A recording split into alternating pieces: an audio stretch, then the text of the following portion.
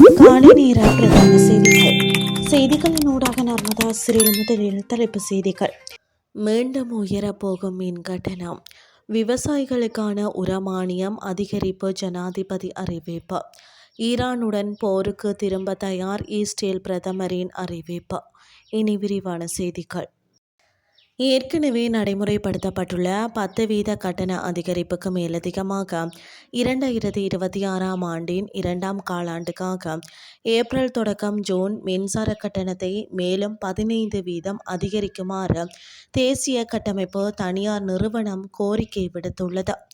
குறித்த நிறுவனம் தமது கோரிக்கையை இலங்கை பொது பயன்பாடுகள் ஆணைக்குழுவுக்கு அனுப்பி வைத்துள்ளது. அண்மையில் உயர்த்தப்பட்ட மின் கட்டணங்களை அடுத்த நாட்டில் அனைத்து பொருட்களின் விலைகளும் சடுதியாக உயர்வடைந்துள்ளன. இந்த நிலையில் மீண்டும் மின்கட்டண உயர்விற்கு அனுமதி கோரியுள்ளமை குறிப்பிடத்தக்கது. நாட்டில் உள்ள விவசாயிகளுக்கான விசேட நிவாரண திட்டத்தின் கீழ் நெற்பயிர் மற்றும் ஏனைய பயிர்களுக்கான உரமானியத்தை கணிசமாக அதிகரிக்க அரசாங்கம் தீர்மானித்துள்ளதாக ஜனாதிபதி அனுரகுமார திசாநாயக்க தெரிவித்துள்ளார். நாடாளுமன்றத்தில் நேற்று விசேட உரையாற்றிய போதே ஜனாதிபதி இந்த முக்கிய அறிவிப்பை வெளியிட்டுள்ளார். அதன்படி நெல்லுக்கான உரமானியம் 25,000 ரூபாயிலிருந்து 30,000 ரூபாயாக அதிகரிக்கப்பட்டுள்ளதாக சுட்டிக்காட்டினார்.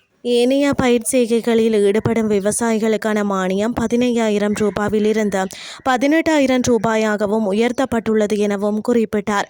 பழைய விலையில் கொள்வனவு செய்யப்பட்ட பெருமளவிலான யூரியா உர கையிருப்பு உள்ளதாகவும் இதன் மூலம் விவசாயிகளுக்கு எவ்வித தடையுமின்றி உரங்களை வழங்க நடவடிக்கை எடுக்கப்பட்டுள்ளதாகவும் ஜனாதிபதி இதன்போது தெரிவித்துள்ளமை குறிப்பிடத்தக்கது.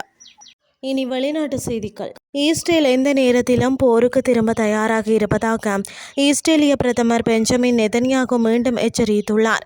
தொலைக்காட்சியில் இன்று வியாழக்கிழமை விசேட உரையாற்றிய போதே அவர் இதனை குறிப்பிட்டுள்ளார்.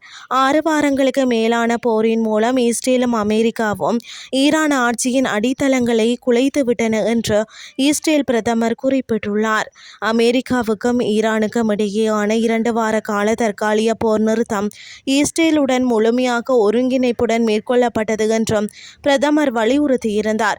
இதேவேளை இஸ்ரேலின் பிரதான எதிர்க்கட்சி தலைவரான யாயிர் லாபிட் போர் நிறுத்த இஸ்ரேலுக்கு ஒரு இராஜதந்திர பேரழிவு என்றும் வர்ணித்ததோடு நாட்டின் இலக்குகளை அடைவதில் நெதன்யாகு தோல்வியடைந்து விட்டதாகவும் தெரிவித்திருந்தமை குறிப்பிடத்தக்கது. இத்துடன் செய்திகள் யாவும் நிறைவடைகின்றது. அடுத்த இரவு 8:30க்கு எதிர்பாருங்கள். நன்றி.